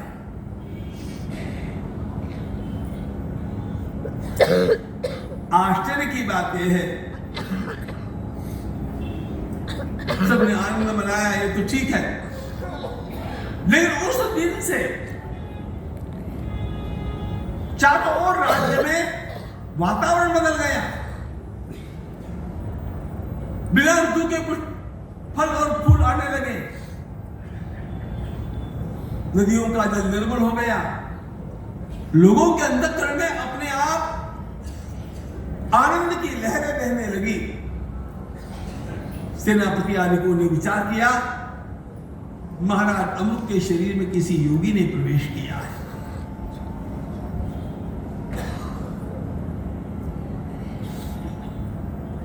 महाराज भगवान आदि शंकराचार्य महाराज अब इन रानियों के साथ विलास करते हुए एक ग्रंथ लिखते हैं।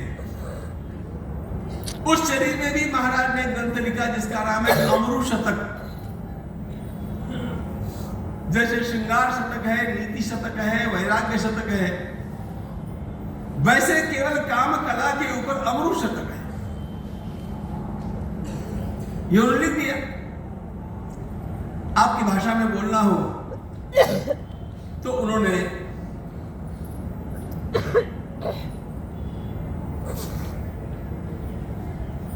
जो जो अनुभव किया वो सब रिकॉर्ड कर दिया।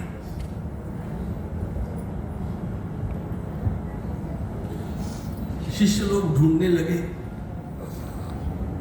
1 महीने के लिए गए थे महाराज,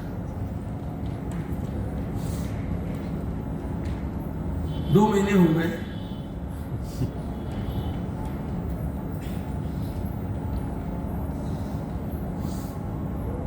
शिष्यों ने टोलियां बनाई, आकर के पहुंच गए और पद्मपादादि शिष्यों ने राजा के दरबार में जाकर के दिव्य स्तुति करना आरंभ किया। हंत निपीय पुरा पुनरुद्धा कतव्य वांछसी कुटकर्जम। हे परमहंस, हे राजहंस, आपका जीवन कैसा रहा? आप कहां पर आकर के फंसे हैं? आज आदि सुनते सुनते आचार्य जी को पूरा प्रतिविद्या हो गई।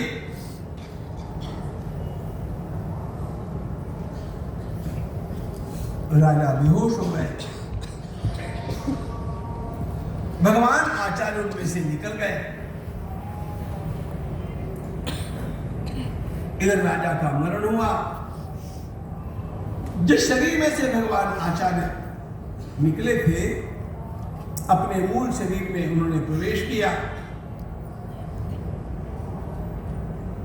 और इतना काम करने के पश्चात वे पुनः शिष्यों को साथ लेकर के माहिष्मती नगरी आकर के पहुंचे। वह भारती ने उनसे कहा था, काम विषयक प्रश्न पूछे थे, उनके उत्तर देने के लिए आचार्य आ गए। ससत्यवाग्दृढप्रज्ञः पतित्वा पादयोस्ति।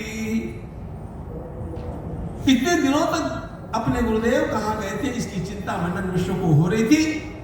वे लौट करके आए। मंडन मिश्र ने प्रणाम किया, स्वागत किया और भगवान आचार्य ने कहा, अब मैं भारती के साथ शास्त्रार्थ करने के लिए सिद्ध हूं। भारती ने आकर के प्रणाम किया और कहा, मुझे आपके साथ शास्त्रार्थ नहीं करना है, आप महान हैं, लेकिन मैंने ये काम किस लिए किया बतलाती हूं। देखो योजना। वह भारती ने कहा, आपको आगे चल करके सर्वज्ञ पीठ पर आरूढ़ होना है और सर्वज्ञ पीठ पर आरूढ़ होते समय यदि किसी ने आपको काम के बारे में प्रश्न पूछे तो उतरे शास्त्र को न जानने के कारण आपका वहां का मार्ग अवरुद्ध हो जाएगा और उस पीठ के ऊपर आप नहीं बैठ पाएंगे। आप मेरे पति के गुरु हैं।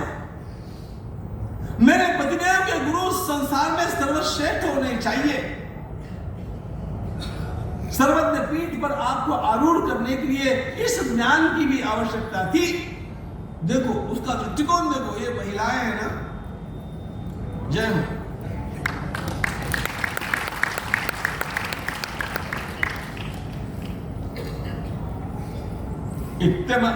इत्तकाशमहं प्रश्नः सर्वज्ञेन भवेत् भाव्यं गुरुणा भारती पतेः। इत्तकाशमहं प्रश्नं कामशास्त्रे क्षमस्व। मैं क्षमा याचना करती हूं, मुझे आप क्षमा कर दीजिए, लेकिन आपके ज्ञान में ये बात अधूरी रह जाती तो आप सर्वज्ञ पीठ पर आरूढ़ नहीं हो सकते।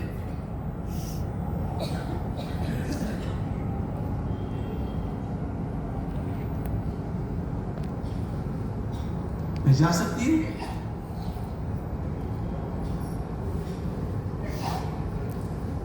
शांत होकर के हुआ भारती ध्यानस्थ होकर के बैठ गई। भगवान आचार्य उसके सामने हाथ जोड़, क्योंकि वह सरस्वती है।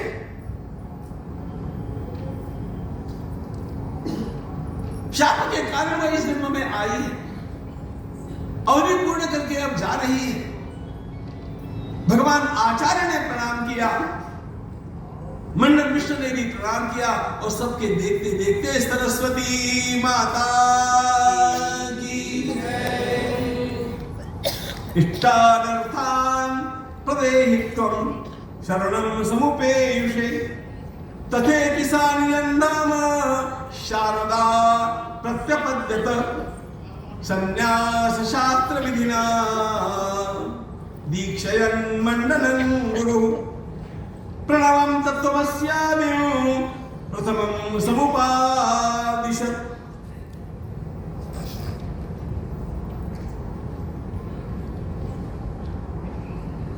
भगवान आचार्य इसके पश्चात मंडन मिश्र का संन्यास विधि पूर्वक करवाते हैं। मंडन मिश्र का नामकरण हुआ सुरेश्वराचार्य।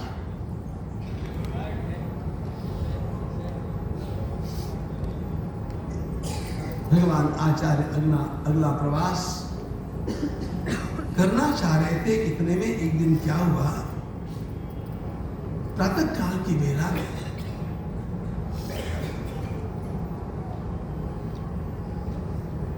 ध्यान से उठने के पश्चात उन्होंने कहा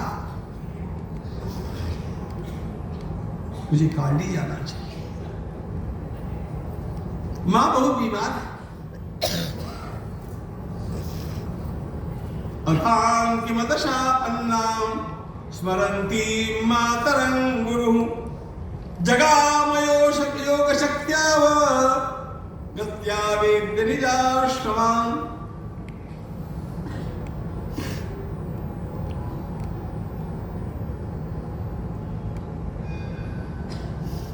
संन्यास अनुमति प्राप्त करने के पूर्व उन्होंने अपनी मां से यह वचन दिया था।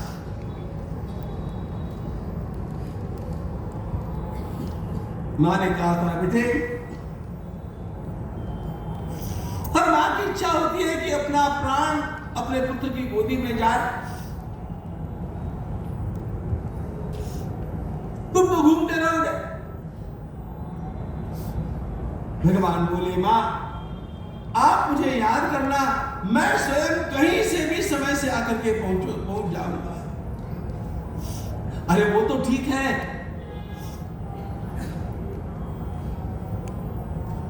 लेकिन मेरी अंत्येष्टि कौन करेगा?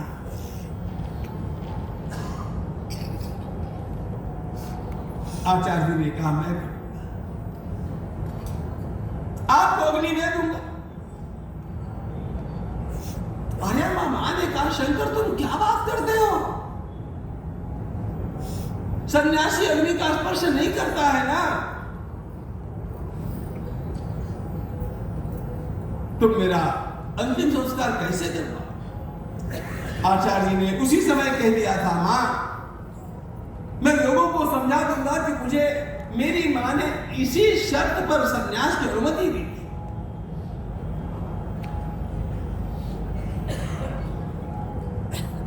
आज आचार्य जी को एकाएक ध्यान में पता चला मां अत्यवस्थ है।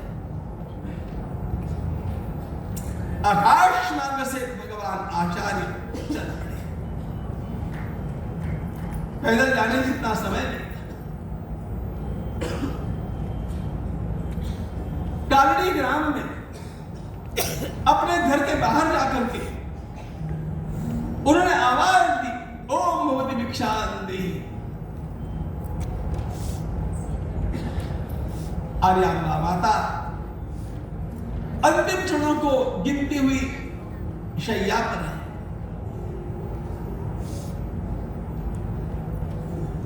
एक गरीब दाम्पत्य उनकी सेवा में लगा रहा था। बाकी और किसी ने कोई सहयोग पहले से नहीं किया था।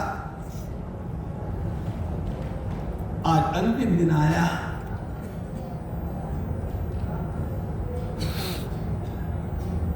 जैसे ही मां ने आवाज सुनी, आवाज को मां पहचान गई। कौन? शंकर आया है, शंकर आए हैं। भगवान आचार्य अपनी कुटिया में प्रविष्ट अपनी मां को साष्टांग वंदन की। सन्यासी अपने पिताजी को वंदन नहीं कर सकता है, लेकिन सन्यासी को भी अपनी मां को प्रणाम करना ही पड़ता है, ये शास्त्र है।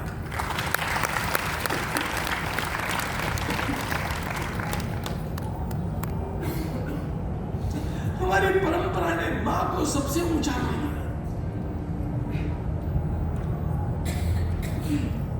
मां अंधी हो चुकी थी बुढ़ापे के कारण और रो रो करके।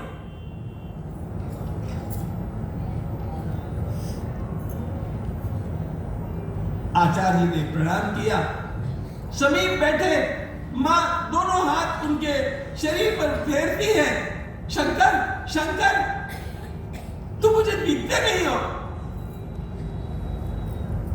भगवान आचार्य ने अपना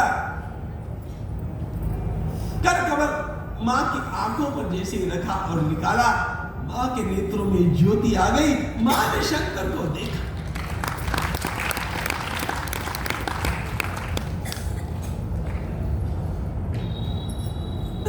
प्रेम से गले लगा। शंकर तुम जादू सीख करके आए हो?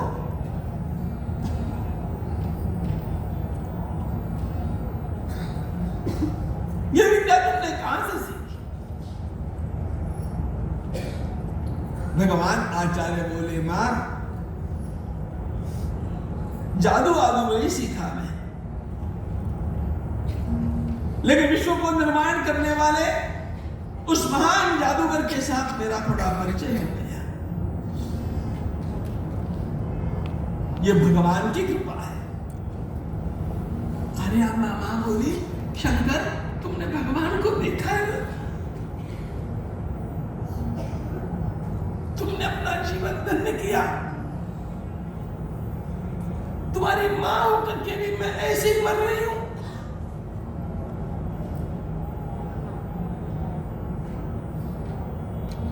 मुझे भगवान के दर्शन नहीं होंगे। भगवान आचार्य बोले, मां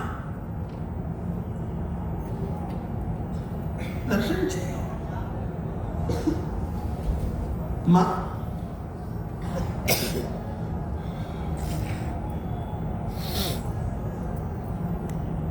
चंद्रमौलीश्वर भगवान शिव का दर्शन करा। मां ने कहा नहीं। गणपति का करा?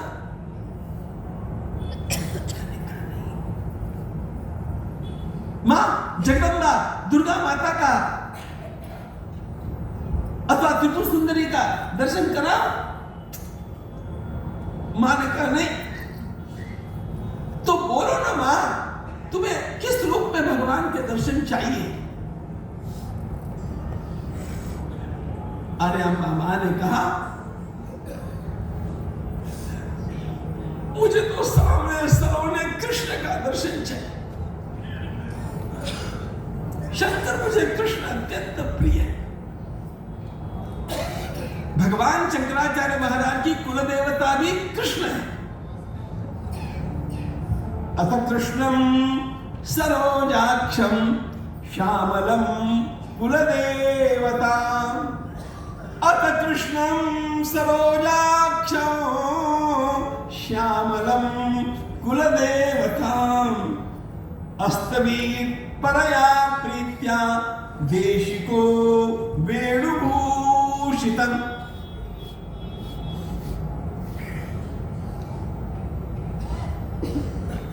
वेणुगोपाल का दर्शन मैं करना चाहती हूं। त्रिभंग ललितम श्यामम लसत्कुंचितमूर्धजम। मां वर्णन करती है, अरे वो नहीं, टेढ़े टेढ़े खड़े होकर के गोपियों के मध्य में बांसुरी बजाते रहते हैं ना, उस कृष्ण का मुझे दर्शन करना। दृष्ट्वा प्रसन्न हृदया ध्यायन्ती च तमेव सा।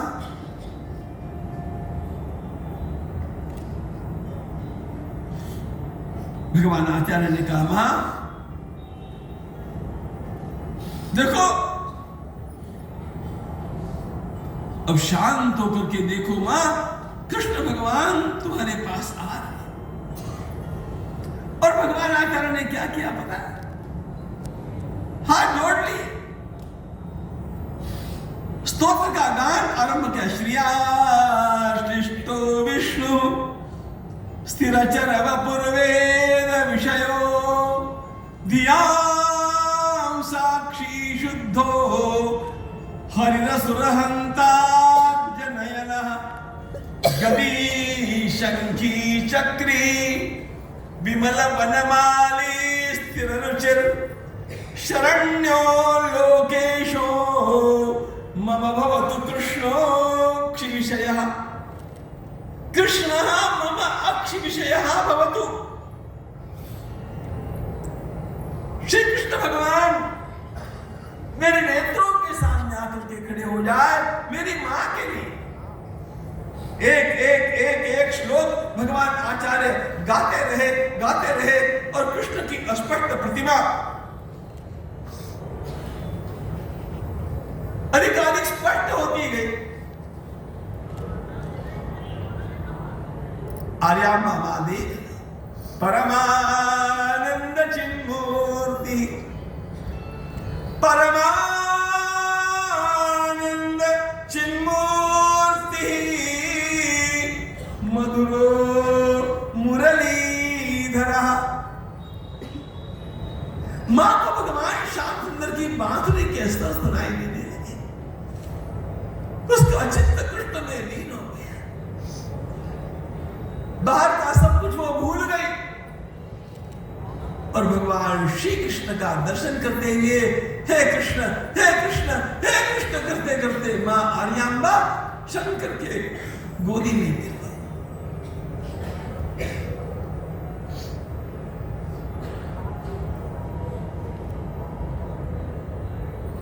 मां चल बसी। यह स्तोत्र आचार्य जी ने अपनी मां के लिए लिखा है। आचार्य जी के एक एक स्तोत्र का एक एक प्रसंग है।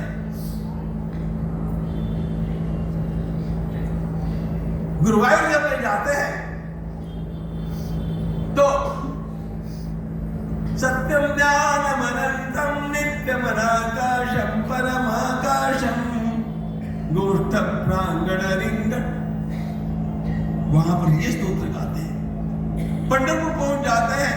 महायोग पीठे तटे भीमरथ्या वरम पुंडरीकाय दातुं मुनीन्द्रै समागत्य तिष्ठं समानंद कंदम परब्रह्मलिंगम भजे पांडुरंगम।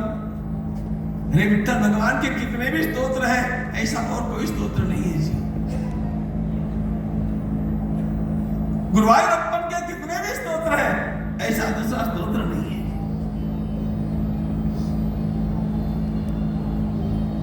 मम भवतु कृष्णोक्षि विषयः। सपने में दर्शन नहीं, आंखें मूंद करके दर्शन नहीं, समाधि में दर्शन नहीं। अक्षि विषयः, मेरे आंखों के सामने मुझे श्याम सुंदर दिखने चाहिए। अस्माकन्तु तदेव लोचन चमत्काराय भूयाच्चिरं कालिंदी पुरिनेषु यत्किमपि तन् नीलं महोधा।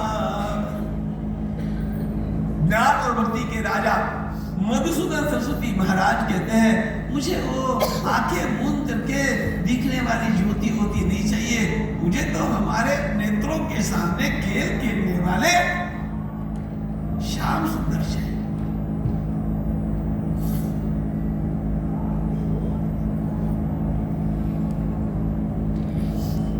धन्य भगवान आचार्य, धन्य आर्यांबा माता। आश्चर्य की बात यह है, इतने महान आचार्य को भी लोगों ने कष्ट दिया। जब यह पता चला कि वे स्वयं अपनी मां के शरीर को अग्नि देंगे, कर्मकांडी लोगों ने उनका सहयोग नहीं किया। यह गलत बात है, यह संन्यास का विधान नहीं। आचार्य जी ने कहा कि मेरी मां की यह अंतिम इच्छा थी और इस शर्त पर उन्होंने मुझे संन्यास की अनुमति दी। लोग नहीं माने, कौन कहां उठा करके ले जाए। अपनी कुटिया के बगल में ही वे स्वयं, अच्छा जलाना है, अग्नि तो चाहिए, किसी ने अग्नि भी नहीं दी। महापुरुषों को अपना जीवन यापन करते समय अनेक कष्ट प्राप्त होते हैं, वे भी समाज का कल्याण करने के लिए वे अपने मार्ग पर चलते रहते हैं।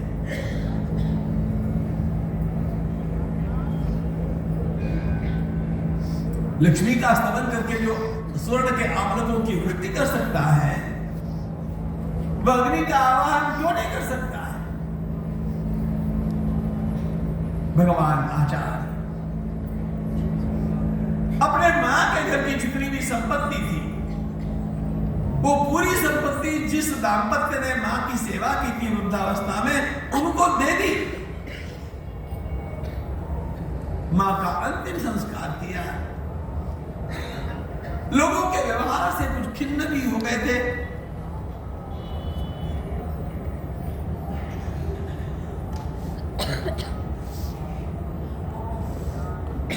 आप लोगों में वेद राहित्य के कारण मालिन्य आएगा, ऐसा शाप उन्होंने दिया।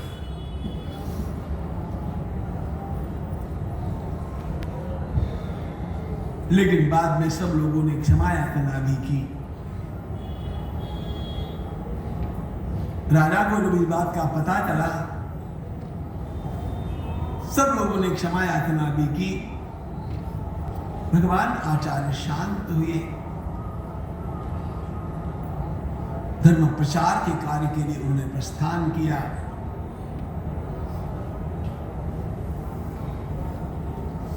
आठवें वर्ष में चारों वेदों को याद किया। 12वें वर्ष तक सारे शास्त्रों को पढ़ लिया। 16वें वर्ष तक सारे भाष्यों की रचना कर दी और अगले 16 वर्ष धर्म के प्रचार में उन्होंने लगाए। 32वें वर्ष में वे अंतर्धान हुए। कैसे उन्होंने हमारे सनातन धर्म को स्थिर किया, कल अपने अंतिम प्रवचन में